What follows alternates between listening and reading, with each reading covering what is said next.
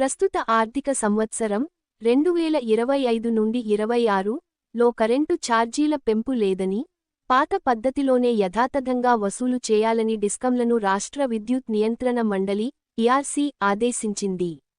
ఈ మేరకు కరెంటు ఛార్జీల టారిఫ్ ఉత్తర్వును మండలి కార్యాలయంలో ఈఆర్సీ చైర్మన్ జస్టిస్ నాగార్జున్ విడుదల చేశారు. ఈ ఉత్తర్వు గురువారం, మే నుంచి అమల్లోకి వస్తుందని ప్రకటించారు.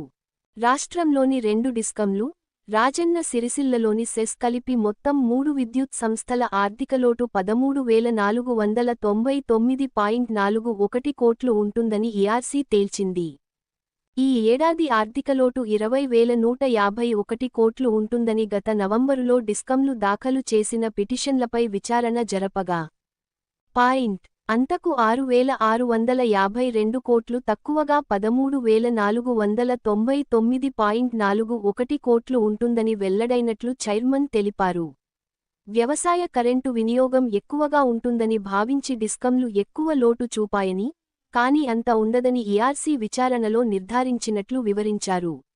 మొత్తం ఆర్థికలోటు తీర్చడానికి 13,499.41 కోట్లను రాయితీగా విడుదల చేస్తామని రాష్ట్ర ప్రభుత్వం రాతపూర్వకంగా తెలిపినందున ఛార్జీల పెంపునకు అనుమతించడం లేదని జస్టిస్ నాగార్జున్ వివరించారు.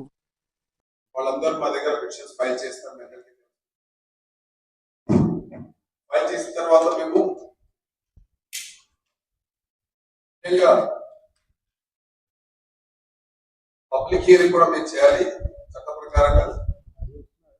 దాని కొరకని మేము మార్చి 18 సిరిసిల్లలో, మార్చి 19 వరంగల్, తర్వాత మార్చి 21 హైదరాబాద్ లో విదేహాల్లో చేసాము. మేము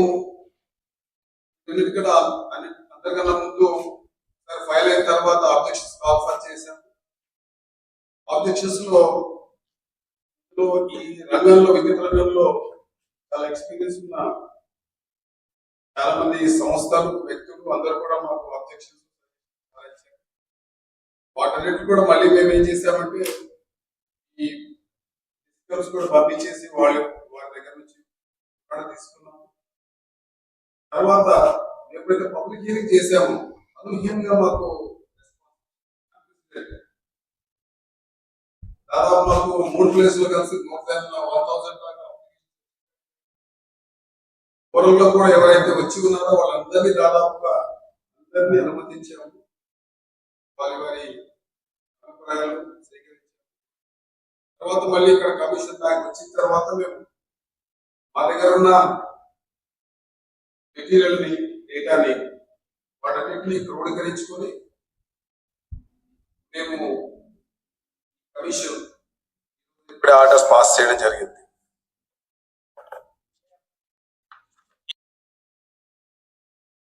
ఏఆర్ఆర్, ముఖ్యంగా ఏఆర్ఆర్ గురించి చెప్తాను నేను.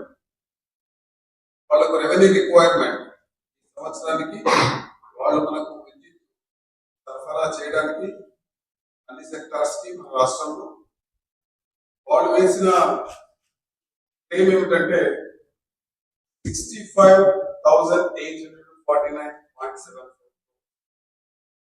కావాలి వాళ్ళకి. మేము ప్రజాభిప్రాయ సేకరణ చేసిన తర్వాత, మా దగ్గర ఉన్న లెక్కలన్నీ సరి చేసుకున్న తర్వాత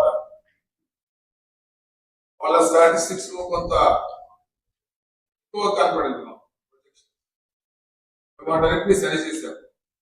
రియల్ టైం డేటా తీసుకొని లాస్ట్ ఇయర్ మేము ఫైనాన్షియల్ ఇయర్ లో మాకున్న ఎంతవరకు అయితే విద్యుత్ వాళ్ళు ఇచ్చారో, ఏ రంగాల్లో ఎంత వాడారో దాన్ని మాకున్న లెక్కల ప్రకారంగా అంచనా వేసుకుని సంవత్సరానికి మేము వాళ్ళకు ఇప్పుడు ఈరోజు పర్మిట్ చేసింది ఏంటంటే 58,628.09 crores పర్మిట్ చేశారు.